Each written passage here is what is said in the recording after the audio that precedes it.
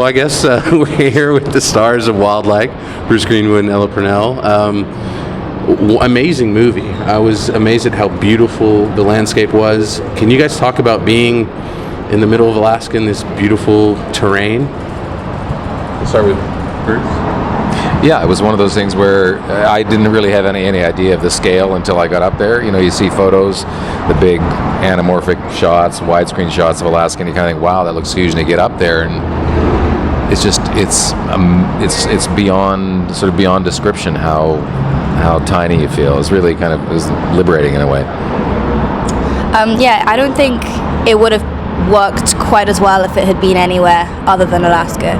There was a huge part the scenery had to play in like the healing process of Mackenzie and Bart, and it was incredible. Like there was one point where we were in like RVs and like trucks and like driving along and like bumping around, and we stopped for lunch in front of like this incredible landscape. And it's the shot where you've seen it, right, where they're talking about like the bears, and he's like, don't run, whatever you do, don't run.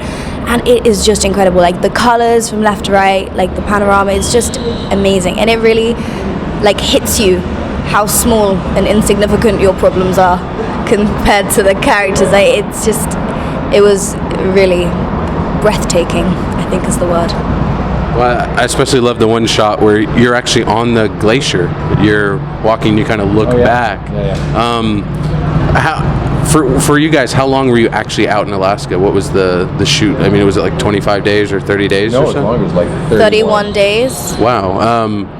And you guys were in a small crew, small little, smallest type of vehicle you could get type situation?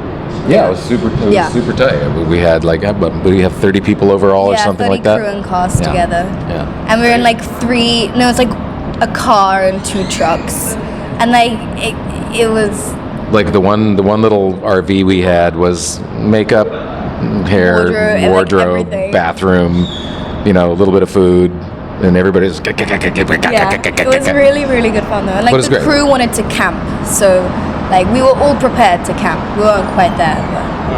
Well, looking at your age, you play a 14-year-old. You were young yourself. You were 15. 15. What was it like? I mean, you've got some kind of crazy intimate scenes, but they're not sex scenes. They're shot in a beautiful way, but it's got to be kind of tough, especially with the scene with Bruce. I mean, can you talk about getting into that mindset, because that seems like the toughest shots to shoot were in that tent, especially. I mean, I was 15, so when I read the script first, I was like, I am not doing any of this, like that is not happening. But then I spoke to Frank about it, and we figured out like ways to do it, and he said everything was just going to be suggested. It's all hinted at. Nothing's going to be so like in your face that you're like, I can't watch. And I thought it was going to be awkward, and so there were 2 scenes that are obviously quite difficult to do, but I had at the forefront of my mind that she can't help what she's doing it out of desperation, and that it's not something that she's conscious of being wrong. So I just blocked all of that part of my mind that was like, ew, and focused more on like I had to kind of become the character to overcome the difficulty of doing the thing. But it was, by the point that me and Bruce did the scene, like we were friends. Yeah, we've been hanging out for a month already by the time we did our stuff, and our stuff was a different kind of intimacy than the previous stuff. It was fun. We were like laughing and joking about it. It wasn't awkward by the time we actually got around to doing it. Well, I'm curious. There's so many shots of y'all that aren't dialogue driven. There's so many shots of you in the beginning where I don't think you speak for the first 20 minutes. What was it like? It's all in glances, it's all in movements. There's a great shot where you're veering off you're leading him, and he's like, she's going the wrong way, I gotta take over. That's one of my favorite shots. Was it fun to act without dialogue and have so much kind of freedom of movement? It seems like such a subtle movie that way. Yeah, we talked a lot about trying to tell the story in a visual way, and that scene you're describing was one of those things in the script where it just said at one point she's leading, and then at another point he's leading. We had to figure out how to make that transition believable. And as far as the movie being, it starts out slow and silent because it's a meditative movie, you know, all the way through. And you just get to know Mackenzie's character in the first 20 minutes almost, I don't know, you can almost hear her thinking, you know what I mean? Yeah. Can certainly, I can usually hear you thinking, but it's whirring and clacking and puffs of smoke and that. Well, she's admitting it right there. Now you've heard it from the horses. Yep. I'm curious though. There does seem to be a lot of backstory. I mean, there's the wife character for your character is. We get in a moment of prayer. We get so much backstory. Was it interesting to know that there's not going to be a lot of dialogue, but yet there is a lot of story to build off for your characters? Well, there's less dialogue in the movie than there was in the scripts. Yeah. Oh wow. Okay. Because we discovered as they were editing that the more they pared away explanations and exposition, the stronger the story became. I was thinking it's better if a movie doesn't have to patronize its audience. An audience can make up its own mind about what's going on. Like the whole ambiguity at the end of what Bart and Uncle do. You don't have to give them an answer to that. You can figure it out by yourself, and every person will come up with a different answer. And that's one of the things that I preferred the end movie to the beginning script because I think they found their voice. I think it found the tone through it by its lack of having to set everything out. It can suggest things and it can hint things in like a really beautiful, understated way. You guys are on. You guys are kind of on different spectrum. Bruce, you've been in a lot of movies. Ella, you're kind of coming up. What was the set like? Say old and young if you really want. You don't look old. You look great, Bruce. I wouldn't say anything. Go up anymore. See how I did that? Yeah. I Is it? How did Frank treat y'all? Was it? I mean, Frank seems like such a fun. It was just shitty. Well, tell us about it. He's just so young, and he just doesn't. He's just. His first time. Basically had to direct the movie. I mean, it was. Yeah, he tagged along. No, he's a really good guy. He was. And we had a lot of fun together. We had a lot of laughs. What made you choose to do this film? I liked the story a lot, and I talked to Frank on the phone a little bit and saw a short that he'd shot, and then imagined being in Alaska for a few weeks. And I was free, and then I got up there and met Ella, and it was like we kind of went, oh, good, this is That's a cool. what did it. He met me, and he was like, I met Ella and went, well, I'm stuck with it, but I'm here now. I'm curious, how did you guys befriend each other when you're out there? I mean, you're out in Nowhereville, like, you guys know you're going to play characters that are tough at the beginning, but you've got to crack that facade, essentially. I think it had a lot to do with the paucity of craft service, where we would fight over, nut bars and that kind of thing. It goes like this. She has this thing where, and she did that virtually upon meeting me. Like, you ever want to break the how would it ice? feel Just if I put your went, finger in "Hi, someone's Bruce ear. Like, honestly, it works. You want to break the ice? Just put your finger in someone's ear, and it's shattered like that. Is that a British thing? It's a Purnellian thing. It's a Purnellian thing. It's like a very individual thing. Yeah, we tried to wean her off it, but she's 18 now, still doing it. I'm just saying, something you might want to think about. Is there, since it is such a beautiful shot movie, do you have a favorite shot or moment where you're like, wow, I love seeing that in person. I love seeing it on screen as well. I have to think. I have two. Two. Yeah. I have two. One when we're kind of floating that fly that goes over the tent, that little. Oh yeah. And as the light is just kind of lifting and glowing through this fly that we're draping over the tent, and another one is when you're on the ferry toward the end, and she's framed inside the ferry, and there's that just glassy water of Alaska up there behind her. But the movie's full of beautiful images, you right? can't pick one. There's so many. Firstly, so many shots, and secondly, each of them is magic in its own way. And every single one that comes up, oh, I like that one, and the next one will come like, oh, that's my favorite. Like, you can't pick one. Generally hear Ella say, I like that one when it's a close-up of her. That's not true. My favorite shot is the one where Bart goes to Uncle, and then it goes on them, and then it goes away, and then it comes back on them. And Bruce doesn't like that, but I love it because it Brian kind of just does this thing where he like looks down, they get like this darkness and his eyes are shadowed, they look really like hollow. And I love that shot because for me it's like that's where it's all over, because Uncle like he understands, he gets it, like Bart has Mackenzie, like he's lost. Like it's almost like an understanding for me. Like I like that shot.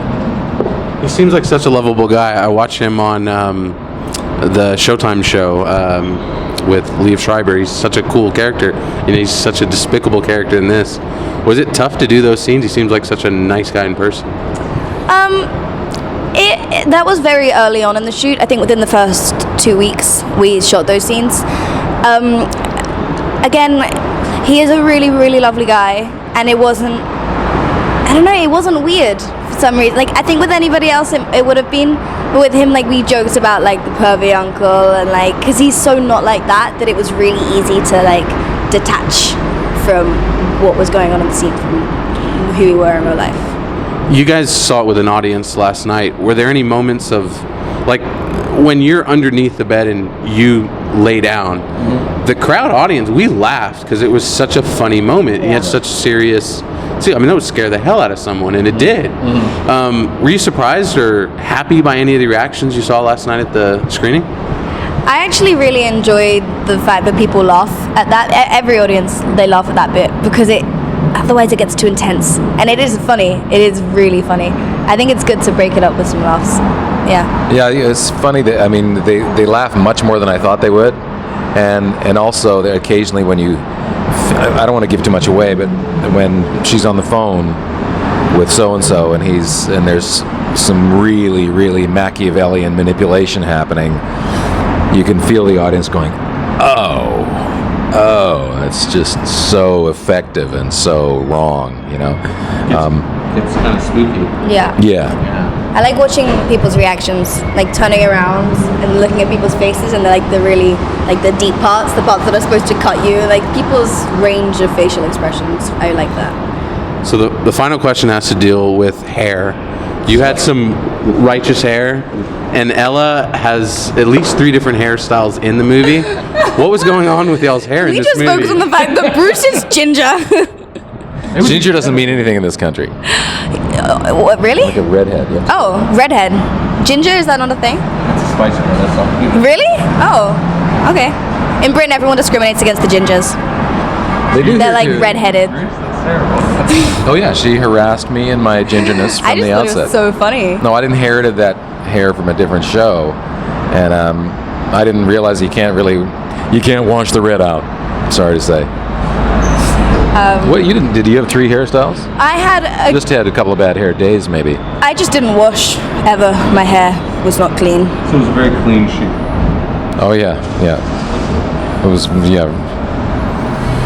There wasn't a lot of places to freshen up, can we say?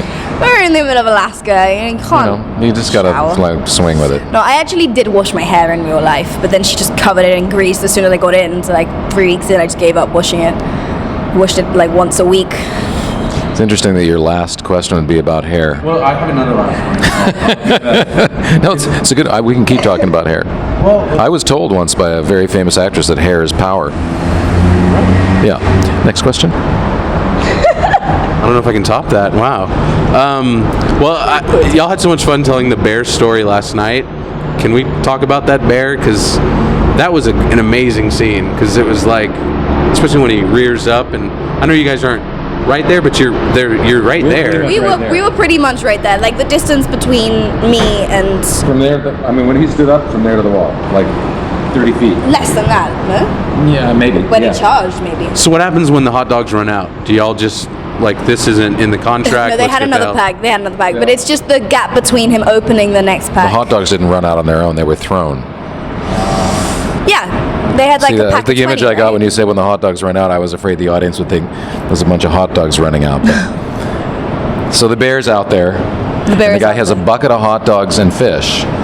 And to lure the bear, we don't know where he is. He's in the bushes somewhere. To lure the bear, who's not trained, he hurls fish and hot dogs deep into the impenetrable woods, and so the bear goes off to get its food, and then it comes back, and that's the shot. And the bushes rustle, and all of a sudden there's a bear there, but there's a handler We were brought in a With a pitchfork. front end loader. Guy They has a dumped us pitchfork. out of the front end loader with the handler who had a pitchfork. That was his protection. Yeah, yeah. So when the fish run out, you get back in the front end loader. And you just run. Don't run. Never run. Don't- yeah. Never run. Don't from a ever bear. run, yeah. Never run from Never a bear. run. Always climb into a front end loader. So what we've learned so far is no gingers and don't run Don't from run. bears. Yeah, and that is the message of the movie. The only PCA message. brought to you by the talent of the movie. Do you mind, final question? This was the final question, I actual guess. final question. What's up next for you guys? Can you give us, what's happening? I mean, I'm guessing you guys are busy. Yeah, I've got a handful of things coming out. One called Good Kill with Ethan Hawke. One called Fathers and Daughters with Russell Crowe. Something called Spectral that'll be out in 2016. And WILDLIKE. I have just finished David Yates' Tarzan. Oh, yeah. Coming out in like 2 years, year and a half. And I did like a short 4-part drama for Channel 4, which is like it's a small British thing. Yeah, you should watch it. Just a suggestion. Small British, yeah. Well, thank you guys so much. It was a pleasure.